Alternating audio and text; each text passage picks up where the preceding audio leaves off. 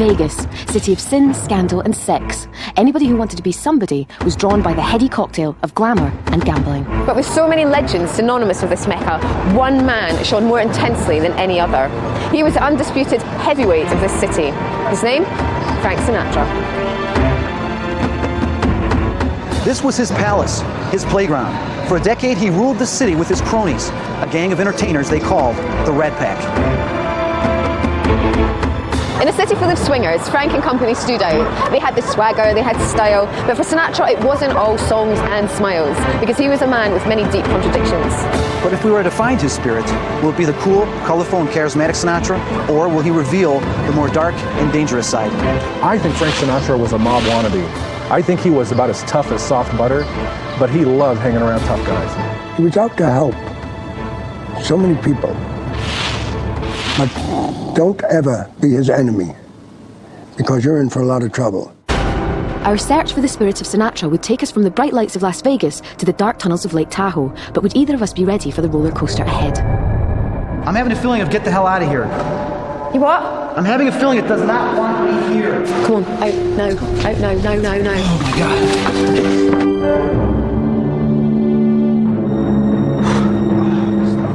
Oh my God. Before we set out on our investigation, I wanted to find out more about the man behind the myth. I met Tony Pedicano, a personal friend of Sinatra's for over 20 years.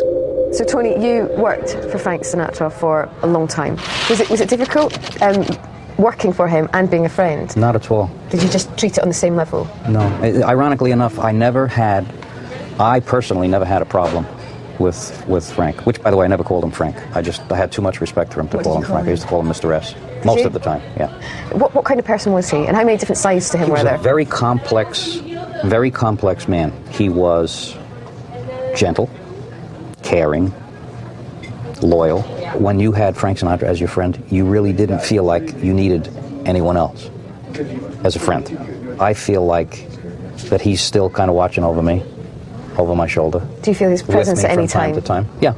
Do you? Yeah, we had many discussions about, like I say, all kinds of things, reincarnation being one of them. So I'm sure he believed in something beyond what we're experiencing right now in this particular body.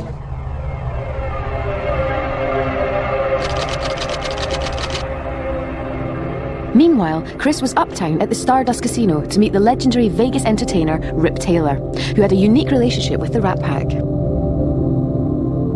It's like the waters parting in the Bible. When they walk into a casino, ooh, look who's here, oh my God, everything stops. But it was history, but we didn't know it at the time because we weren't working, we were having so much fun. We never ever slept. So what kind of things did you guys get into? Trouble. There were many women visiting, you understand, you can't be rude to women. They offer things, thank you, and they just know how to say thank you in many ways. Sometimes I was thanked to death, But the funny thing is, they weren't cocky about it. They were just having a good time all the time. So was Frank right to the point? Always, you walk in the room and say, how is he? You don't say, hi, how is he? Do you feel that the Rat Pack's spirit still lives here? The Rat Pack put Vegas on the map, and it's still talked about, as you know, we're doing it now. The Vegas that the Rat Pack ruled is not the Vegas of the 21st century. The Sands Hotel, the Desert Inn, and the Dunes are no more. But some hangouts still exist. So the next step in our investigation took us to the Golden Nugget in downtown Vegas, a place that was a second home to Sinatra in his twilight years. The Golden Nugget is an old-style casino and hotel, one of the few places that has remained unchanged over the decades. The showroom where Sinatra performed is still there. His dressing room is still referred to as Mr. Sinatra's. Perhaps we could find his spirit here, a place where he remains an important figure. The Golden Nugget's one of the original casinos in Las Vegas. We've been operating continuously since 1946. And if you look at the old skylines, the old marquees of Las Vegas, Golden Nugget was always featured prominently in that skyline. The Rat Pack hung out here quite a lot in the 60s. What was it about this hotel in Vegas that they liked so much? Las Vegas is one of those places I think that serves as a great backdrop to Frank Sinatra, and I think provided him with many of his songs. Luck Be a Lady Tonight. I mean, where else can you have that but Las Vegas? Chris wanted to find out more about Sinatra from the people who knew and served him. So he met up with the bellman and the porter who looked after old Blue Eyes on his numerous visits here. They accompanied Chris to Sinatra's favourite suite on the 5th floor. If his spirit remained anywhere in this hotel, would Chris find it in the comfort and luxury of these rooms? Oh, man. Now, this is the actual room that Frank used to stay in? He's got his own private bar. Only the best. I want one of those. This is actually what it looked like when he stayed here? Pretty similar. They did a few renovations, but color-wise and wallpaper and everything is pretty much the same as it was. So I'm getting a chance to see exactly what Frank saw. With the sun setting over downtown Vegas, I met up with Chris in Frank Sinatra's suite to discuss how to further our investigation. Have you managed to pick anything up at all? Any energies while we've been here? Well, you know, when you were doing that interview with Dan, I walked around a little bit, and I did feel something. I mean, I thought, whoa, what was that? And I thought that there is a presence in this hotel. As I came up here, and we walked down the corridor, I did feel strong energy. But when I walked in the door, of course, you know, it's extravagant. But the more I walked around and went upstairs, there's a lot of energy in this room. I mean, a lot. And it's different from some of the other places we've been that I'm trying to figure it out. But it definitely is something that's positive. Well, it pains me to say this, but tonight I would like you to spend the night in this poky little room and see if you can see how you feel, really. I won't have a problem staying here. I'm sure there's going to be something that's going to want to come back here. Yeah, me.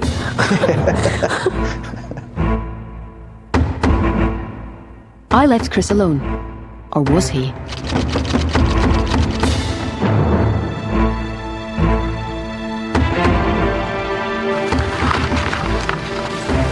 I am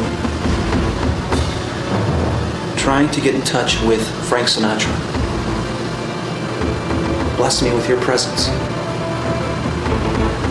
I tell you, there's a lot of energy in this room. I'm not terrified. I'm not afraid. I don't sense any negative energy as long as I don't provoke anything. What I sense is,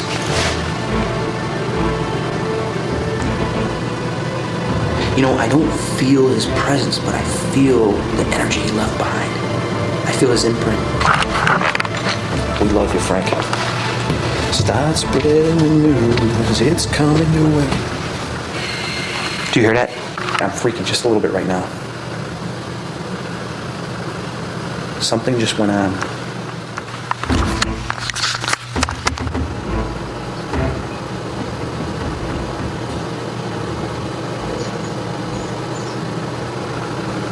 Oh my God. There's a scrape on the window.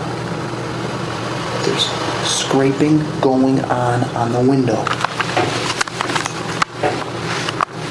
All right, and I feel it too. All right, I'm convinced. There's something here now. That is not a normal sound. That was a hand scraping on the window a couple times. Oh God, I hope I got this on audio. How could anything be scraping on a window 5 floors up? If Chris was scared by that, how would he cope with the events yet to unfold? Because the paranormal was about to get physical. Oh my God. Sunrise in Las Vegas, and our search for the spirit of Frank Sinatra had reached its second day. It was the morning after Chris's night in Frank Sinatra's suite. We met up to find if Chris had made contact with a stranger in the night. How did it go last night? Well, it was a comfortable stay. Yeah, I bet it was. But more importantly, did you manage to feel or collect anything of Frank's spirit? This man, his legacy remains. I mean, there's no doubt about it. Of course, we see it when everybody talks about him, but walking around the suite that he used to stay in, I could feel his energy, definitely. And this guy had so much energy, and he released so much in that suite that it still remains there today. Okay, we all know he's got a lot of energy, so I need to find a little bit more. But there is somewhere I'd like to take you next, and it's a place that he part-owned in Lake Tahoe, and it's called Calneva. So we boarded a plane, leaving behind the desert debauchery of a dusty Las Vegas. We headed north to the snow-capped mountains of Lake Tahoe via Reno, the biggest little city in the world. Ladies and gentlemen, it's our pleasure to welcome you to Reno, Nevada. Local time, 25 after 1. And another of the Rat Pack's haunts. You're right, that's where we're going, the Polo Lounge. Now, apparently Frank Sinatra used to frequent this place when he was in Reno, and there's 2 guys in there called Frank, funnily enough, who I want to interview. Frank Perez is a long-time friend of many of the show business great and good, and he knew Sinatra from his Reno days. So Frank, could you tell me a little bit about the business you're in? Yes, I'm in the saloon business. I've been doing this for 45 years with great passion. What do you think it is about Frank Sinatra that has captured the imagination and the hearts of people to make him the icon that he is today? He's such a charismatic person. When you talk to him and you look at those blue eyes and he smiles, I mean, he owns you. The Calneva Lodge, we're going to be going up there. When you walk in that showroom, you'll feel the aura of Frank Sinatra. Do you really and think? Dean and Sammy, sure you will. We're going to find the spirit of Frank. You will. You'll You'll feel it, believe me. Chris was talking to Frank Vanelli, who has a family connection with Sinatra. Now, I understand, while you were growing up, that Frank Sinatra used to frequent some of your father's shows. Dad was a singer in the entertainment business along with Frank Sinatra down in the Los Angeles area. Frank Sinatra never really got to see my dad until he actually performed up at the Calneva, which Frank Sinatra owned. Now, Frank, did you ever get a chance to meet and talk to Frank Sinatra? Got several chances to meet Frank Sinatra. Met him several times. Very strong, very powerful man. Does the spirit of the Rat Pack and Frank Sinatra still around here?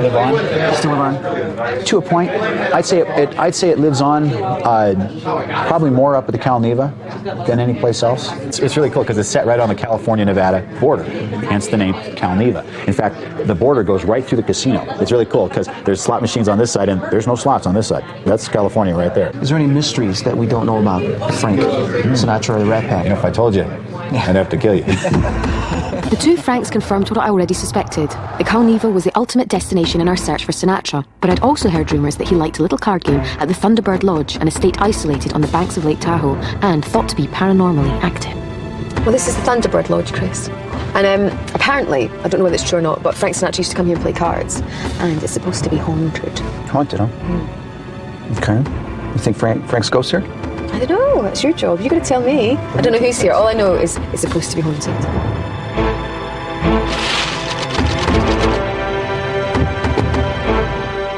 It was hard to believe that the beauty and tranquility of this landscape could ever harbour anything frightening. But if the rumours were true, then we were in for a rude awakening. Hi, welcome to the Thunderbird Lodge. Would you mind giving us a little brief history of the Thunderbird Lodge? The Thunderbird Lodge was established by a man named George Whittle back in 1935. He purchased 27 miles of shoreline from the Calneva Lodge, which is located right over there, all the way up to Zephyr Cove. The original stone estate, which we'll go into shortly, was established by him, and it took 4 years to build. There's a 600-foot tunnel that connects the main lodge to the boathouse, and there's lots of stories about that boathouse and the tunnel as well. We've heard along the way that Frank Sinatra came here to play cards occasionally. If Frank Sinatra played cards here, he would have played in the Thunderbird card house. It has been rumoured that the Thunderbird Lodge is haunted. Is that the case? Do you know anything about it? We have done some investigation. We believe that there are some ghosts here of some paranormal. There is some paranormal activity here that we have become aware of since we've been here and started investigating. Our hunt took us down the narrow and nerve-wracking tunnels underneath the Thunderbird. The tunnel leads to first the card house and then to the boathouse. This is blasted out of solid granite by Cornish miners. This door is a secret spiral staircase that goes up to the Thunderbird card house. Can we look? Let's go. I love the idea of a secret card house. So did George. Yeah. Oh, this is a great little room. This is the Thunderbird card house. Wow. Nice. For all these secret games. Exactly. High stakes, too. So if someone like Frank Sinatra came to this room, he'd be playing cards here. This is where he would have played, yes. The energy in the card room wasn't giving us any leads, so Mary Ellen led us to the boathouse, the place where the majority of alleged paranormal activity took place. Oh, this must be the boathouse. This is the boathouse. When was this built? This was built in 1939 in time for the Thunderbird to arrive at the lake from Bay City, Michigan in 1940. And has there been anything sensed in here ever? Yes.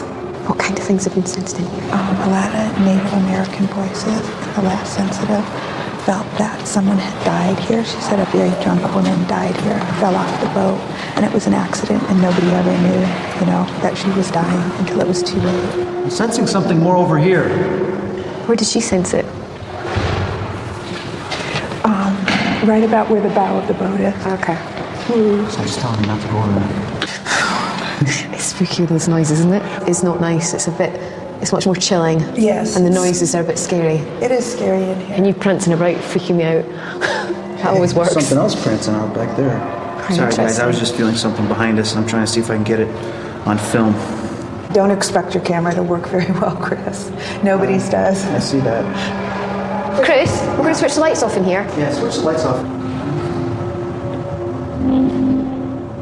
Don't be afraid. It's horrible. It always sounds like someone falling in every time you hear that noise. Hey, Gail? Yeah? I had 20 minutes left on my camera. Yeah? Now it's dead. Does it happen? Oh, it's Just a second ago, I had like 19 minutes, 20 minutes left. Yeah. And right now, my battery thing's going on. I have no time left at all. It just drained my camera. It doesn't want any pictures. Happens every time.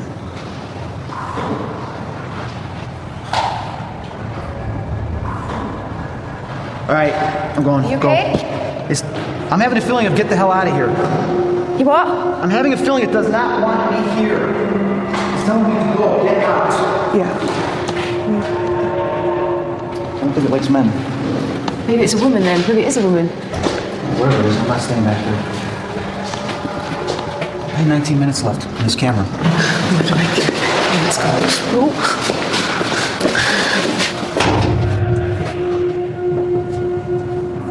It's them closing the door. Was that you guys closing the door? Yes. Don't do that. We did pick up an EVP, but it wasn't in there. Okay. And it said, get out. Get out of here.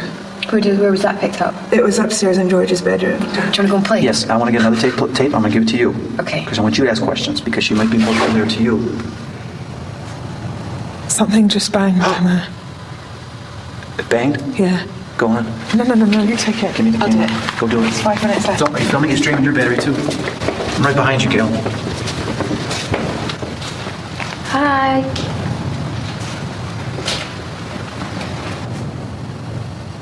Knock once to stay. Knock twice if you want us to leave. She doesn't like men, so don't speak.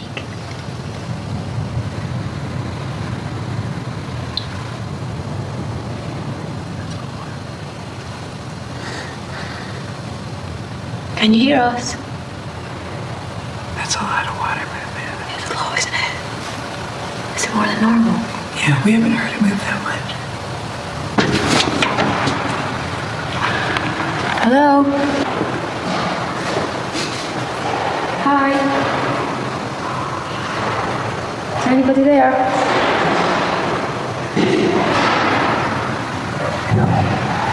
What was that? Can we get out now? Can we get out now? Right, I've had enough. Come on, out now. I was overcome by a need to leave the boathouse as soon as possible. When we later filtered the sound, we made what appears to be a startling EVP recording. EVP stands for Electronic Voice Phenomena. This is a recording of unknown sounds or voices for which there's no logical explanation once you've discarded radio signals, people present, or electronic interference.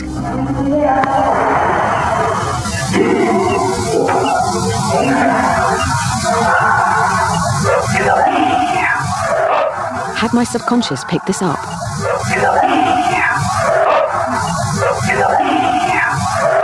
Can we get out now? Right, I've had enough. Come on, out now. Out now, now. We made our hasty retreat along the winding, claustrophobic corridors. We were all unnerved, but wanted to continue and investigate another allegedly active area, the bedroom of George Whittle, the original owner of the Thunderbird. This is George's bedroom. Is there anyone here? Do you want us in here? I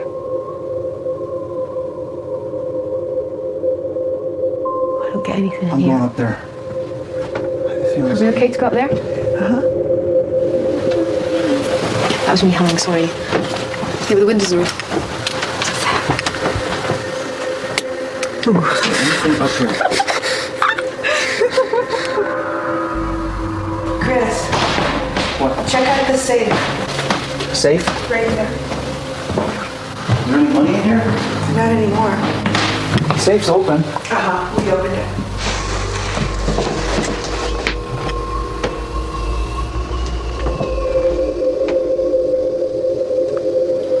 Is there anything? Something just pushed me. Oh my God. Something just pushed me. Had something just attacked Chris, or had the uneven floorboards in the Thunderbird caused him to stumble? No, I'm just standing there and something like just shoved me right in the stomach. I'm shaking. Has there been any other stories up at that safe? Just when somebody else went in there, they felt panic. They didn't experience exactly what Chris experienced. I guess I'm not supposed to be in that room. I've never seen anything like what just happened to Chris, or I wouldn't have suggested he go in there.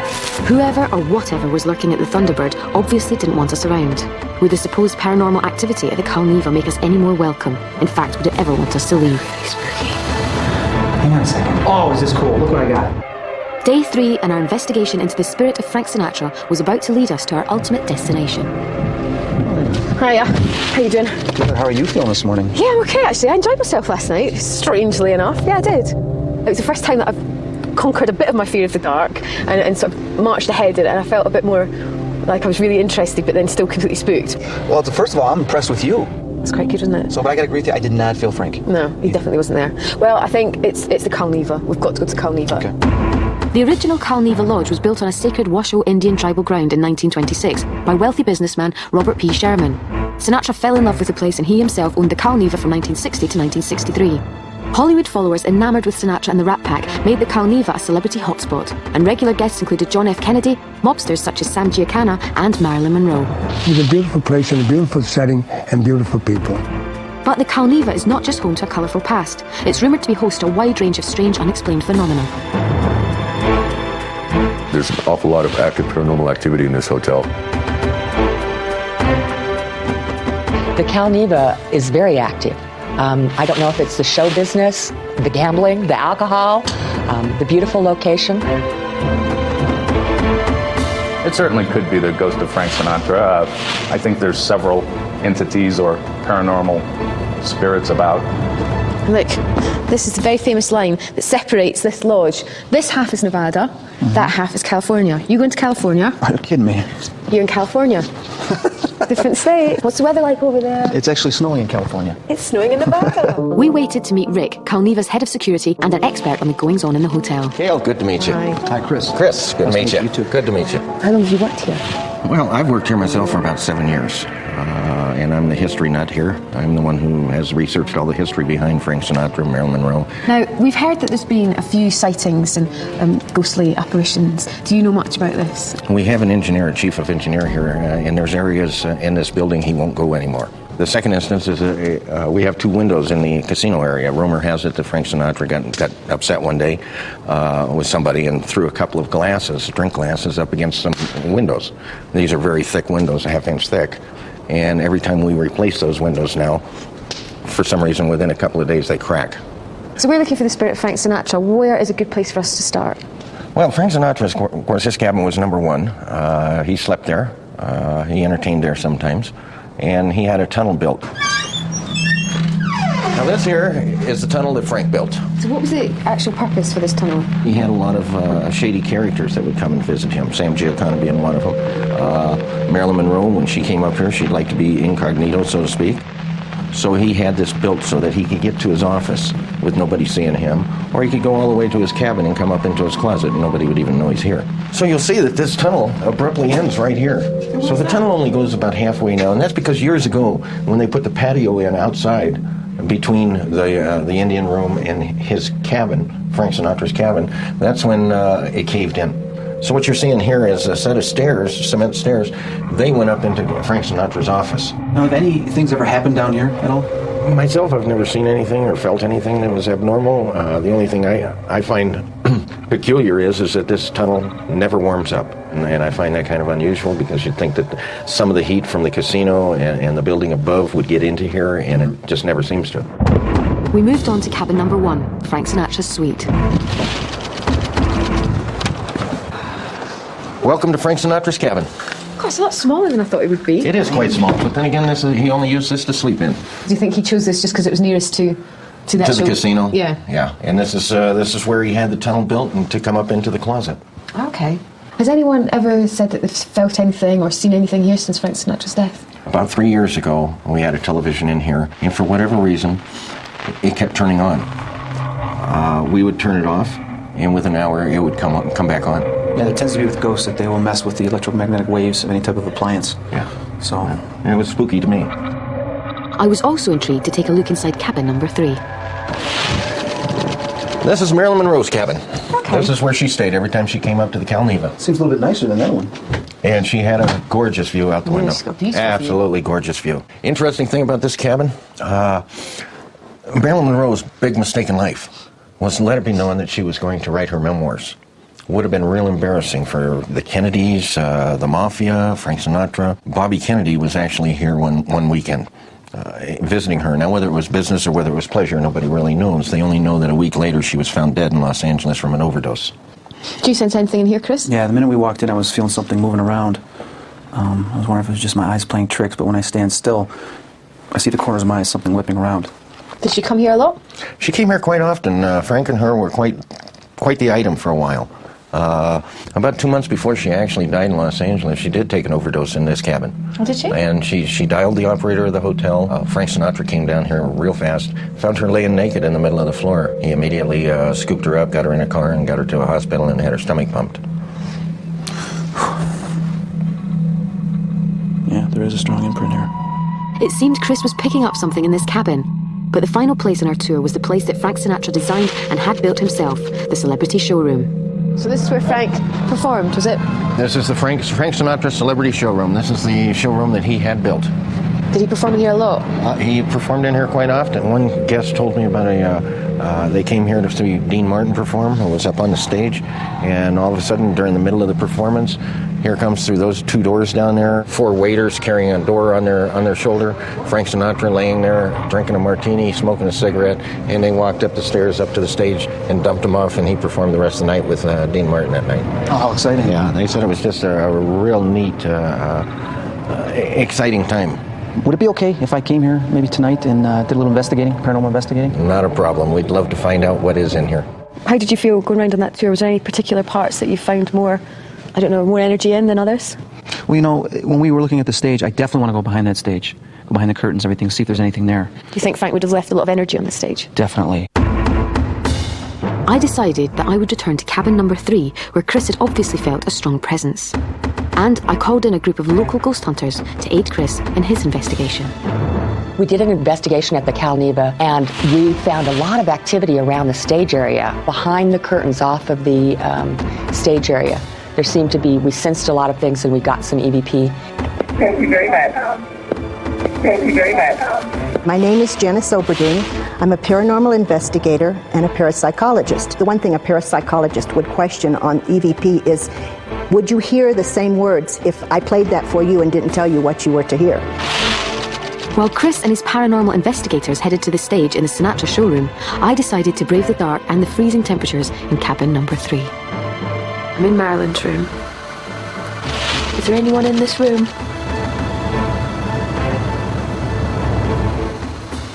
Marilyn? Frank?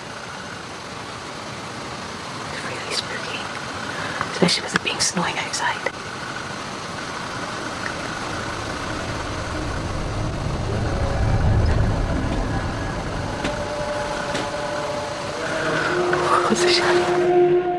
Meanwhile, on the other side of the hotel, Chris and his team were investigating the stage area. If there's anybody here that wants to say something, speak now. It seems to like that side. There's definitely some type of energy up there. Note this, I've got 80 minutes left on my camera, and I am feeling something up here already. Look what I got. Hang on a second. Oh, is this cool? Look what I got. I got a streak. See it? Look at that streak. Well, what is it? What is it, though? It's like a worm that shot out. I've never gotten that before, ever.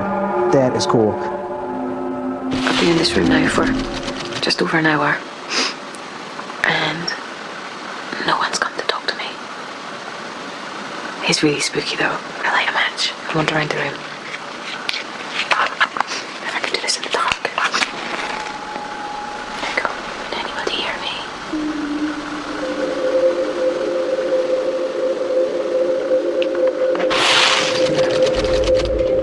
Is there anybody down here?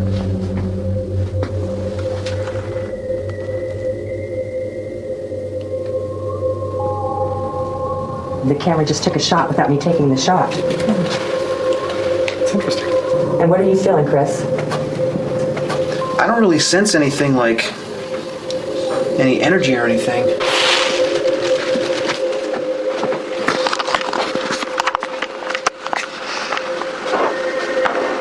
Well,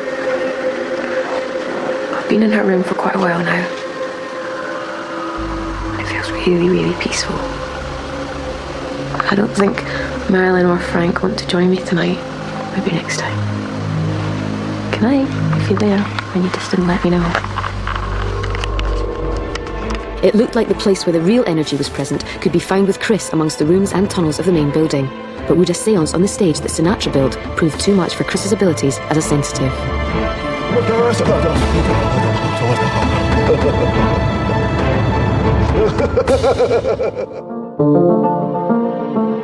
It's the final day in our search for the spirit of Frank Sinatra. So far, we've come across a number of possible paranormal phenomenon without getting any real contact from Sinatra or the Rat Pack.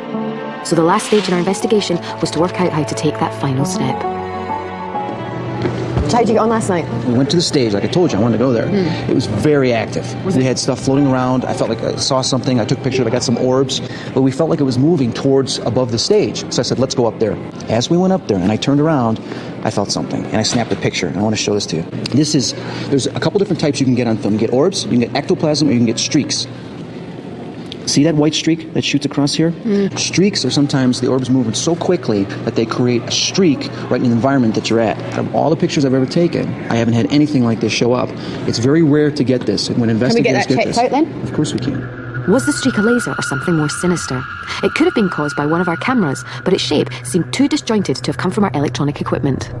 I'm thinking, since neither of us have found what we can determine as Frank's spirit, I was hoping that tonight you wouldn't mind doing a séance.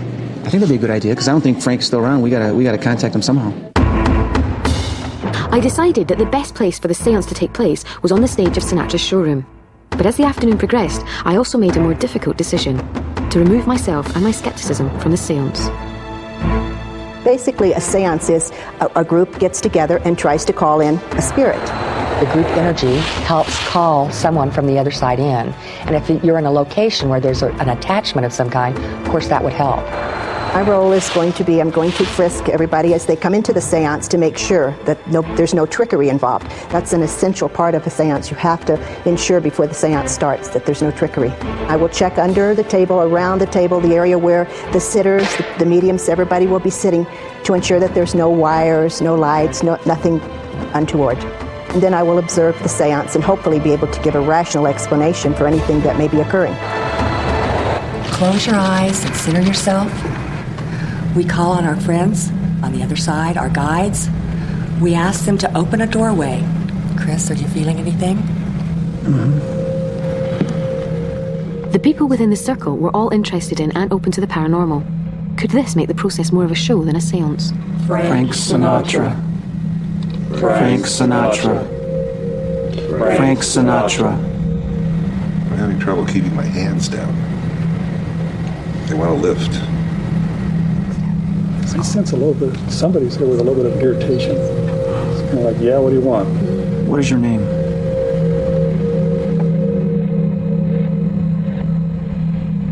Chris, what do you sense? I'm just feeling someone. It's not clear yet, though. It's really cold.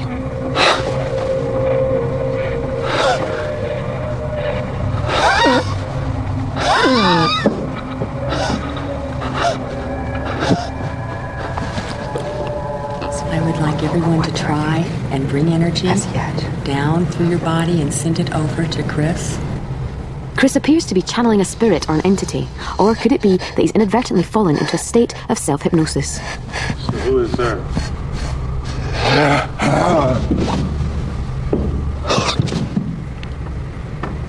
You are an entity that is with Chris. You must respect the body. Who are you? It's very cold. We are in total light here, total protection. Who is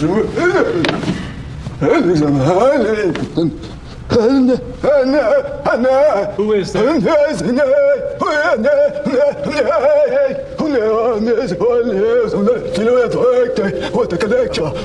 Was Chris really channeling the spirit of a Native American Indian, or had he subconsciously absorbed the history surrounding him?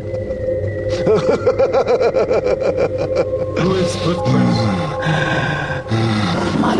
He does appear to be speaking as a Native American Washoe dialect. Oh my God.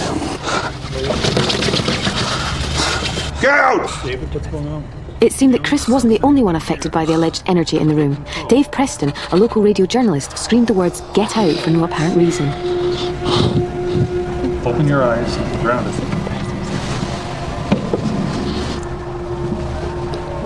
Is this Frank? No. Who is it? Focus on who you are.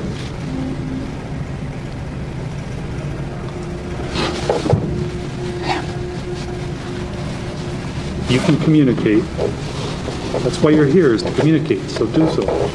What's wrong now? He's glad to be back in the physical.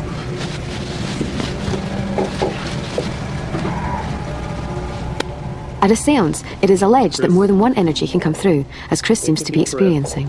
Give Chris his body back. He could be under self-hypnosis. The power of suggestion is very strong. Chris, you're in control here, Chris. Chris, it's time for you to come back now. Okay, everybody take a deep breath. All right. Are you all right? That was Sammy Davis Jr. Okay. I felt him. David, what was going on with you? I kept hearing in my head just a huge voice yelling, "Get out, get out, get out, get out." Okay, so somebody would like us to get out of here. I did sense Frank. I did sense him. Right here, I felt Frank Sinatra very, very strongly. I don't know if that was him yelling, "Get out," because he had a very short temper, very short fuse. I just got a chill from when you said that. I got a chill from when you said that, which means that he does not like this. He's like, and I think that's why Sammy came down to say, well, let me talk to them, let me do something, because you don't want to do this. And yeah, Sammy does not like us being on this stage. It was enlightening. It keeps me thinking that while I accept the paranormal, I'm not sure that I'm yet a believer. To be very candid with you, I was a skeptic at first.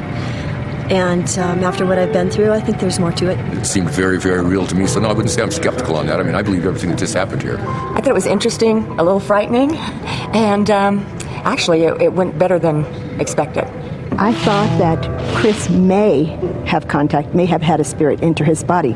But when we're talking about feelings, and I noticed that everyone was discussing their feelings, there's no way to prove or disprove feelings. I believe when you get a group together like that, it's very easy to jump into and convince yourself that you're feeling something, or like a mass hysteria or hypnosis.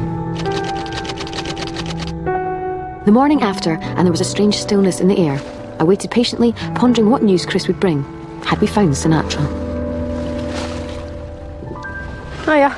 Good morning. Well, how was it? A little bit more than I bargained for. Yeah? Yeah. Why? Well, when we did the seance, I started channeling, which I've really never done before. I mean, we got an Indian, which I don't know who the heck he was. A couple other spirits came through, but I was trying to really focus after they got out of the way on Frank.